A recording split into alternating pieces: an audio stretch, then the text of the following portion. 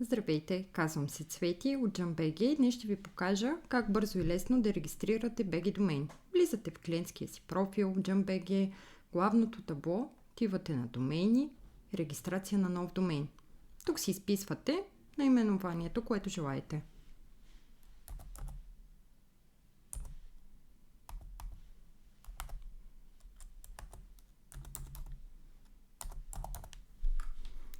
Натискате търсене.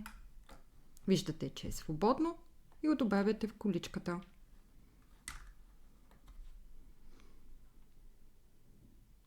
Преглеждате си поръчката. Избирате по какъв начин желаете да платите. В случая аз избирам банков път. Съгласявам се с общите условия и натискам поръчай. Сега ще ни се генерира проформа фактура, която е необходимо да платим. Приемаме, че вече сме направили плащане и то се е отразило в нашата система. Отиваме отново на домейни, моите домейни и трябва да го конфигурираме. Натискаме на трите точки, настройки на домейна.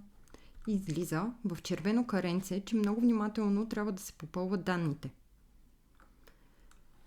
Натискаме въвеждане на нови данни и тук ни излиза много важно. Основание на домейна. Ако желаете да регистрирате домейн името с основание име на регистранта, е необходимо наименованието на домейна да отговаря точно по същия начин, както е вашата фирма, на латиница. В нашия случай не отговаря по този начин и ще натиснем без основание.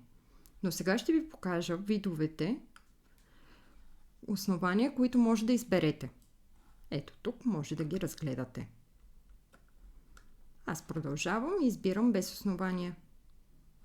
Избирате по какъв начин желаете да регистрирате домейна. На физическо или юридическо лице. Ако желаете да бъде на физическо, е необходимо да попълните данните, точно както са по лична карта. Аз ще избера юридическо лице.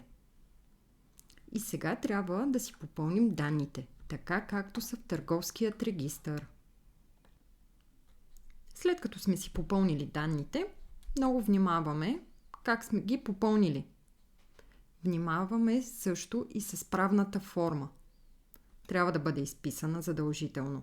Молът също, както и адресът. Всичко трябва да е точно и коректно, както в търговският регистър. След като сме си ги проверили, отиваме на точка 5 DNS сървъри. Те се въвеждат автоматично.